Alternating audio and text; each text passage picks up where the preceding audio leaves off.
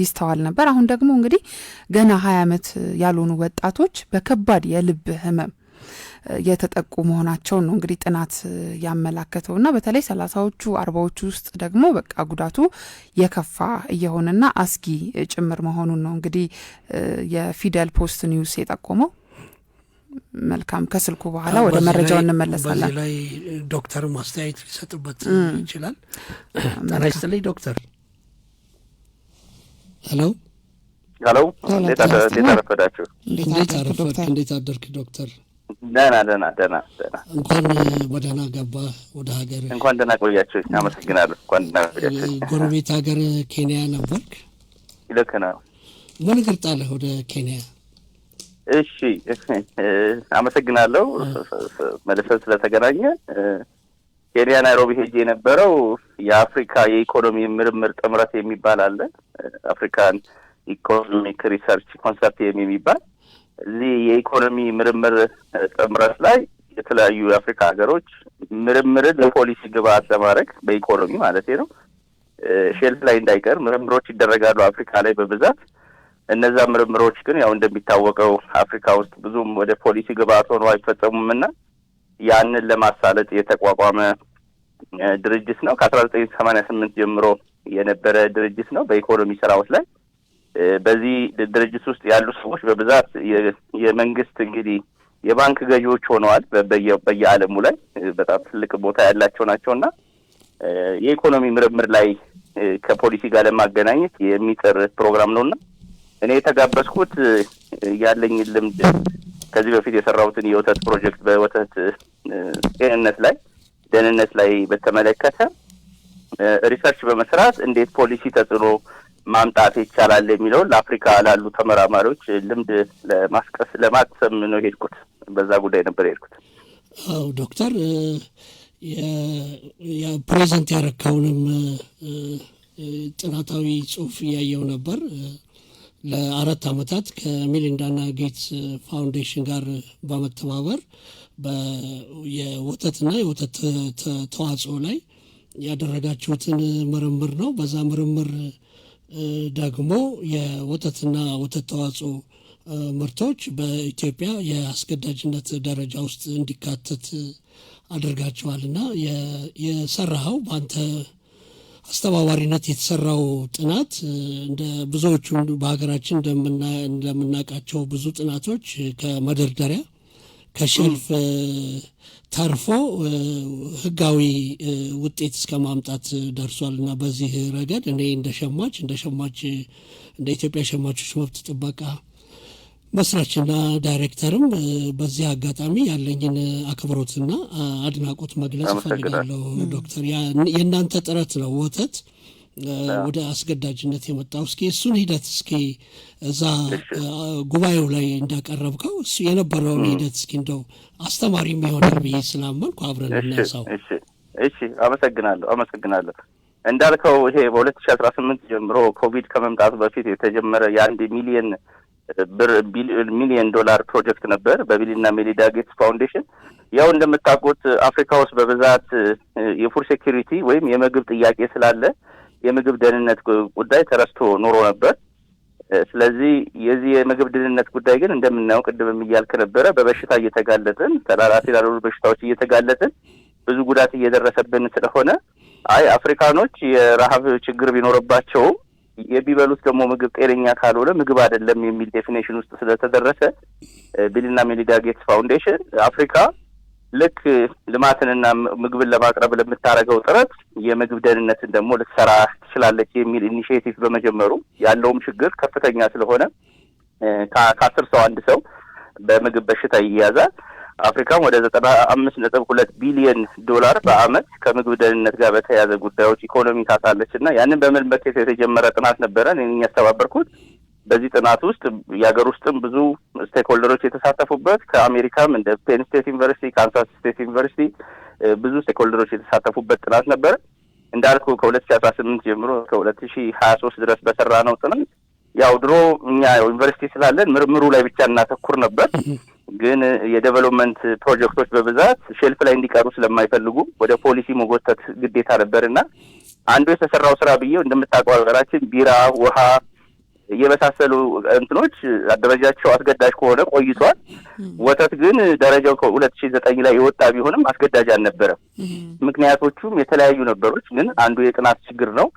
ያለውን ስፋት ማሳየት አይችልም ነበርና በእኛ ወደ 20 የሚደርሱ ወረቀቶች በዚህ ጥናት ውስጥ ተማሪዎቻችንም ብዙ ጎበዝ ተማሪዎች ነበሩኝ። ከ4 PhD በላይና 6 ማስተርስ ተማሪዎች ተሳትፈው ከ20 በላይ ወረቀቶችን ፕሮዲዩስ በማድረግ ከደረጃዎች ኢንስቲትዩት እና ከመድኃኒት ቁጥጥር ባለስልጣን ጋር ከንግድና ቀጠናዊ ትስስር ጋር ለሚኒስቴሮች አንዳንዱ ሚኒስቴሮች በአካል ስለሌሉ ዶክተር ሊያ፣ አቶ ኡመር፣ አቶ ገብረ መስቀል ንግድና ቀጠናዊ የነበሩ ብዙ ስቴክሆልደሮች በመሳተፍ ይህንን ጥናት ወረቀታችንን ለእነሱ እንድናቀርብ እድል በመስጠት አንድ ላመሰግናቸው የምፈልገው እነዚህ የነበሩ ኃላፊዎችን ምርምርን ለመስማትና ግብአት ለመውሰድ አስታውሳለሁ። እንግዲህ ደረጃዎች ኢንስቲትዩት ተገናኝተን እነዚህ ትልልቅ ባለስልጣናቶች የኛን ምርምር ከሌሎች ምርምሮች ጋር በማቀናጀት የወተትን ችግር እስኪ ንገሩን፣ ምን ያለ ችግር አለ፣ የህፃናት ምግብ ነውና ብለው መድረኩን ፈጥረውልን ያንን ፕሬዘንቴሽን አቅርበን አይ ይሄ ነገርማ በዚህ ደረጃ አስታውሳለሁ ዶክተር ሊያማ ያለው ችግር ቢብስ ቢሆን እንኳን ይሄንን ደረጃ እስካሁን አስገዳጅ አድርጎ አለመቆየታችን ራሱ ተገቢ አይደለም በሚል ወዲያው ፈጣን እርምጃ ተወስዶ ያ ደረጃ በ2021 የወተት ደረጃ አስገዳጅ ሆኗል። አስገዳጅ ማለት ማንኛውም ወተት አምራች ጥሬውንም ሆነ አቀነባብሮ ሲሸጥ ተመርምሮ የደረጃ ምልክት ተጠቅሞ ካልሸጠ መሸጥ አይቻልም ተብሎ ብዙ እንቅፋቶች ገጥሞን ነበረ። አምራቾቹ ወይም ወተት አቀነባባሪዎቹ የኛ ችግር አይደለምና ይሄንን ደረጃ ማሟላት አንችልም ብለው አንገራግረው ነበር። ግን በኋላ ህጉ ግሬስ ፔሪየድ 1 ዓመት ተሰጥቷቸው በ2023 ጀምሮ ግን ብዙ ወተት ፋብሪካዎችን አንዳንዶቹ እንደነ ሾላ፣ ማማ የበሳሰሉ ወተት ፋብሪካዎች በአሁኑ ጊዜ ዓለም አቀፍ ሰርቲፊኬትን አግኝተው ስራ እየሰሩ ይገኛሉና ይሄ በምግብ ደህንነት ስራ የተሰራው ጥናትን ወደ ፖሊሲ ከፖሊሲም ደግሞ ወደ ተግባር ገብቶ የሰራንበት ስለሆነ አሁን ይሄንን ልምዴን ሳካፍል ለሶስተኛ ጊዜ ነው። ለምስራቅ አፍሪካ ሀገሮች ኢትዮጵያ አነግሬ ነበረ። ለምዕራብ አፍሪካዎች ኮት ዲቮር ላይ ሄጄ ነበር። አሁን ደግሞ የሄድኩት ልምዱ በጣም ወሳኝ ስለነበረ ለደቡብ አፍሪካ ደግሞ ባለሙያዎች ኬንያ ላይ ይሄንን ፕሬዘንት እንዳደረግ ስለተመረጥኩኝ ስራውም ጥሩ ስለነበረ ብዙ አካላት የተሳተፈበት የመንግስትም ከኔ ጋር ሲሰሩ የነበሩትም ሀገር አቀፍ ዓለም አቀፍም ሰዎች ማመስገን እፈልጋለሁ። በዚህ ጉዳይ ላይ ይሄን ይመስላል። ዶክተር ስነ ዘዴው የጥናቱን ያደረጋችሁበት ስነ ዘዴም በጣም አሳታፊ ነበር። ከጅምር ጀምሮ እያንዳንዱን የመንግስት አካል ባለድርሻ አካላትን እያሳተፋችሁ አብራችሁ ይዛችኋቸው ነው እስከ መጨረሻው የዘለቃችሁትና እሱ በጣም ትልቅ ተሞክሮ ይመስለኛል። አይ ውጤቱም የተሳካው በሱ ነው። ለብዙዎቹም ልምድ እየሰጠን ያለ ነው። አንዳንድ ሪሰርቸሮች በራሳችን አጥር ተቀምጠን ጥናት ከጨረስን በኋላ መንግስትን ተቀበለኝ እንለዋለንና መንግስት እንደምታውቁት እንግዲህ ሳይንስ ላይ አይደለም ያለው፣ ቀስ ብሎ ነው የሚረዳው ነገሮችን እድል መስጠት ያስፈልጋልና እኛ ጥናቱ ሲጀምር ጀምሮ ከ2018 ጀምሮ የመንግስትን አካላት የሂደቱን በጠቅላላ አብረውን እየተሳተፉ ነው የቀጠሉትና መጨረሻ ላይም ይሄን ነገር ወደ ፖሊሲ ተግብሩ ስንላቸው አሏቸዋል ማለት ሂደቱን በጠቅላላ አብረውን ስለነበር ነውና ለሌላውም ሪሰርቸር ዓለም ላይም ላለው አፍሪካ ላይም ላለው ኢትዮጵያውን ላይ ያለው ትልቁ መልእክት በዚህ ስራ ምንድነው? መንግስት ጋር እና አጥኚዎች ተማምነው ተግባብተው ከሰሩ ብዙ ርቀት መሄድ ይቻላል። ከዚህ ጋር ያይጄ በእለቱ የነበረ አንድ የኖቤል ፕራይዝ በኢኮኖሚክስ ያሸነፈ ያለው ምንድነው? ሳይንቲስቶችና አንዳንዶቻችንን ፖለቲክስን እንደ እንቅፋት እንቆጥረዋለን፣ ግን ዓለምን ለማስተዳደር አገርን ለማስተዳደር ቀናው መንገድ ፖለቲክስ ነው ይላልና ፖሊሲ ሜከሮች ከሪሰርቸሮች ጋር ወይም ከስቴክሆልደሮች ጋር ከሚዲያዎች ጋር ተናበው ካልኖሩ አገር ማደግ አይችልም የሚል ፕሬዘንቴሽን አቅርቦ ነበርና ፕሮዳክቲቭ ፖለቲክስ ይላል። ፕሮዳክቲቭ ፖለቲክስ ማለት ሁሉንም የሚያሳትፍ ማለት ነው። በአንድ ሰው ሀገር አትቀየርም፣ በአንድ ፓርቲ ሀገር አይቀየርም፣ በአንድ ሚዲያ አይቀየርም፣ በአንድ ሳይንቲስት ሀገር አትቀየርም እና ሀገር እንደነ ሲንጋፖር ሌሎችም ሀገሮች በፍጥነት ያደጉት ሁሉም ለኢኮኖሚውና ለሀገሩ ተባብሮ ሲሰራ ነውና ይህንን ልምድ በሀገራችንም እንዲመጣ ማድረግ ያስፈልጋል የሚል ፕሬዘንቴሽን አቅርቧልና ምርምር ትልቅ ምርምር ቢደረግ ፖሊሲ ካልገባው ፖሊሲ ሜከር ሀሳቡ ካልገባው አይፈጸምምና ድካም ስለሚሆን ተመራማሪዎችም መንግስትም ሁሉም ተቀናጅቶ ከሰሩ አገር በፍጥነት እንደ ሳውዝ ኤሽያ ሀገሮች ማደግ ይችላል ነው የሚለው ነበርና አንድም እየገፉ ያለሁት እንግዲህ ወይ ወደ ፖለቲካ ለግባይ እያልኩ ነው። ከዚህ ቀጥሎ ከሸማች ጥበቃ ቀጥሎ ፖለቲክሱን ማስተካከል አገርን ለማፋጠን ምርምሩ ለብቻ ይከብዳል፣ ለሚዲያውም ይከብዳል ነው የሚለውና ፖለቲካው ላይ መስራት ያስፈልጋል ነው የሚለው። እድገት መምጣት ካለበት። አመሰግናለሁ። እውነት ነው ዶክተር። ሌላው የግብርና ሚኒስቴር አለ፣ የንግድ ሚኒስቴር አለ፣ የጤና ሚኒስቴር አለ። ግን በመላው አፍሪካ የምግብ ሚኒስቴር የለም እና ሚኒስቴር ሊኖረው ይገባል። እንደ ቀላል ነገር እንደ ተራ ነገር የሚታይ አይደለም የሚል ምክረ ሀሳብም አንስተ ነበር ዶክተር። እውነት ነው። ወደፊት እንግዲህ ይሄ ሚኒስቴር ከተመሰረተ ክሬዲቱ የኔ እንደሆነ እንድትነግሩልኝ ነው። በኢትዮጵያ ብቻ ሳይሆን በአፍሪካ በጠቅላላ ከዚህ በፊት ለጠቅላይ ሚኒስቴር በጻፍኩት ብሎ ደብዳቤ ሀገራችን እንደምታውቀው እንግዲህ ጤና ጥበቃ ምግብን የሚያየው እንደ አንድ የጤና ሴክተር ነው። በሽታ መከላከል ነው የሚያተኩረው። ንግድ ሚኒስቴርን ገንዘብ ነው ወይ ቢዝነስ ነው አድርጎ ምግብን የሚያስበው። ሸጦ ወይ ታክስ ሲከፈል ወይ ግብር ሲሰበሰብ ነው የሚያስበው። ኢንዱስትሪ ሲቀነባበር ነው የሚያስበው። ግብርና ደግሞ ምርት መጨመሩን ነው። ስለዚህ እኔ እያልኩ ያለሁት ወይም እኛ እያልን ያለነው የምግብ ሚኒስቴር በኢትዮጵያ በአፍሪካን ቢቋቋም ምግብ ባለቤት ያገኛል፣ ትኩረትም ያደርጋል የሚል ነውና በወደፊት ርቀት ለምሳሌ ፋኦ የሚባል አለ፣ ፉድ ኤንድ አግሪካልቸር ኦርጋናይዜሽን እንደሚባለው አትሊስት ወይ ከአግሪካልቸሩ ጋር ቀለቅሎ ምግብ የሚለው ነገር ግን የራሱ ባለቤትና ትኩረት ይፈልጋል። ለምሳሌ በቅርቡ የቸገረን ችግር አለ። ንግድ ቢሮ ፍቃድ ሲወጣ ሲኦሲ ሳያገኙ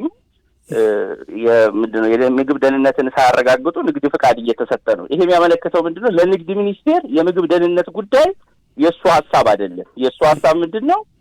ግብርን መጨመር፣ ሰዎች ወደ ንግድ እንዲገቡ ነውና ይሄ የሚያመለክተው የምግብ ጉዳይ ባለቤት ይፈልጋል ነውና ወደፊት ሀገራችን ይሄንን ትኩረት በማድረግ የሰላም ሚኒስቴር ምንም ተቋቁሟል። ያወጣ ቁመላቸውም ትላለ። ሰላም የሚመጣው ሰው ከበላ ይረጋጋል፣ ምግብ ካገኘ ይረጋጋል፣ ሰላም በሀገራችን ይኖራልና ምግብ ላይ መስራት ሁሉንም ኢኮኖሚ ያሳልጣል፣ ሀገራችንም ያረጋግጣል ብዬ ስለማስብ የምግብ ሚኒስቴር በሀገራችን በአጭር ጊዜ ውስጥ ይቋቋም ምክረ ሀሳብም በዛው ስብሰባ ላይ ሰጥቻለሁ።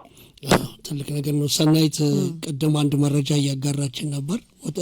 ወጣቶች፣ ህጻናት በልብ ህመም እየተጠቁ ነው የሚል መረጃ እያካፈለችን ነበር እና ዶክተር ይሄ ከምግብ ጋር የተያያዘ ይሆን? የምግብ ድርሻ፣ የአመጋገባችን ባህል፣ የምግብ ደህንነት ከዚህ ጋር ያለው አስተዋጽኦ ምን ይሆን? ምንም ጥያቄ የለውም። ቅድም ሰናይት ሰው የበላውን ነው ይመስላል ስትል ነበር። ከዚህ ጋር አያይዤ ምነግርህ የኢትዮጵያ የሕክምና ዶክተሮች በፊት ምግብን እኛ ሳይንሱን ይዘን በምግብ አክሙ ሰዎችን መከላከሉ ላይ ስሩ ስንላቸው ያው የሕክምና ዶክተር ስለሆኑ መድኃኒት ማዘዙ ብቻ ይቀናቸው ነበር። አሁን ግን ብዙዎቹ የኢትዮጵያ ሐኪሞች የችግሩ መነሻ የት እንደሆነ ተረድተዋል። ኩላሊት ቢሆን ምግብ ነው፣ ልብ ቢሆን ምግብ ነው፣ ስኳር ቢሆን ምግብ ነው፣ ኮሌስትሮል ፕሬሸር ቢሆን ምግብ ነውና ብዙዎቹ ዶክተሮች እንዳውም አሁን እኛ ጋር እየመጡ ትምህርት እየተማሩ ነው። ብዙዎቹ ሜዲካል ዶክተር ኖሯቸው በቃ የኔ ችግር በሽተኛውን ሳይሆን ችግሩን ከሶርሱ ብከላከለው ይሻለኛል፣ እዚህ አምጥቼ ኮሌስትሮል መድኃኒት፣ ስኳር እያልኩ እድሜ ልክ ካንሰር እያልኩ ከማክመው የሚበላው ላይና ምግቡ ላይ ብቻ ሳይሆን ላይፍ ስታይል ላይ ሩጫ ማድረግ፣ ኤክሰርሳይዝ ማድረግ አይደለም። እነዚህ ስራዎች ብንሰራ መከላከሉ ላይ ልጆቻችንም እንግዲህ ከታሸጉ ምግቦች ጋር የተቀነባበሩ ምግቦች በመብላት ነውና ምንም ጥያቄ የለውም። ትልቁን ሼር የሚይዘው የሰው የበላ ነውና እነዚህም ተላላፊ በሽታዎች 50% ደርሷልና ስለዚህ ሀገራችን የምግብ ሚኒስቴር ቢኖራት ይሄንንም ጠቅልላ ትኩረት አድርጋ መስራት ትችላለች ብዬ አስባለሁና ከማለቃችንና በተለያየ ተላላፊ በሽታ ብቻ ሳይሆን ራሱ በተቅማጥም በተለያዩ ሆድ መታመም የምንታመመው ብዙ ነውና ቱበርኩሎሲስ ከምግብ በጠቅላላ የሚመጡ በሽታዎች ብዙ ናቸውና እዚህ ላይ መስራትና ትኩረት ማድረግ ተገቢ ነው። ስለዚህ መንግስት ወደፊት ያስብበት። የኢትዮጵያ መንግስት ብቻ ሳይሆን ያቀረብነው ለአፍሪካ ህብረት በጠቅላላ አፍሪካኖች በጠቅላላ በምግብ ለሚሰቃዩ እንደኛ ላለ ኮንቲኔንት የምግብ ሚኒስቴር ይህንን ስራ ሊሰራ ይችላል ብዬ አስባለሁ። መልካም ዶክተር እጅግ አድርገን ነው የምናመሰግነው። እኔም አመሰግናለሁ ስላገኘሁኝ። ዘውዱ አመሰግናለሁ። መልካም ቀን። በአዲስ አበባ ዩኒቨርሲቲ ተባባሪ ፕሮፌሰር ነው። የምግብ ደህንነት ሳይንቲስት ነው። እንጀራ ሳይሻግርት ከ10 ቀን በላይ እንዲቆይ የሚያደርግ ምርምርም አግኝቶ አበርክቷል። አሁንም ወተትና የወተት ተዋጽኦ በአስገዳጅ ደረጃ ውስጥ እንዲገባ የግንባር ቀደም የፋና ወጊነት ሚና ተጫውቷል። የኢትዮጵያ የሸማቾች መብት ተቆርቋሪ ድርጅት ደግሞ የስራ አመራር ቦርድ ሰብሳቢ ነው። ሁልጊዜ ተባባሪያችን ነው ሰኒ። ከዚህ ከኛ ከአራዳ ሸማች ጋር ብቻ ሳይሆን በሀገራችን ባሉ መገናኛ ብዙኃን ሁልጊዜ እውቀቱን፣ ክህሎቱን፣ ልምዱን ለማካፈል ወደ ኋላ አይልም። በዚህ ዘርፍ ከፍተኛ እንደ ሀገር ከፍተኛ አስተዋጽኦ እያደረገ ያለ ምሁር ነው። በዚህ አጋጣሚ በአድማጮቻችን ስም ከልብ ማመስገን እፈልጋለሁ ሰኒ። መልካም እንግዲህ ያው ሁሌም ነው ዶክተር በእውነት ሳይሰለች የሚተባበረን ደግሞ የሚሰጠን ራሱ ጠንካራ የሆነ ትኩረት ሊሰጡ የሚገቡ ጠንካራ ሀሳቦችን ነው የሚያነሳልን። እናመሰግናለን ዶክተር። አድማጮች እንግዲህ አራዳ ሸማች አሁንም ቀጥሏል። መልእክት ሰምተን ፋታ ወስደን ተመልሰን እንገናኝ። መልካም መሸጋገሪያ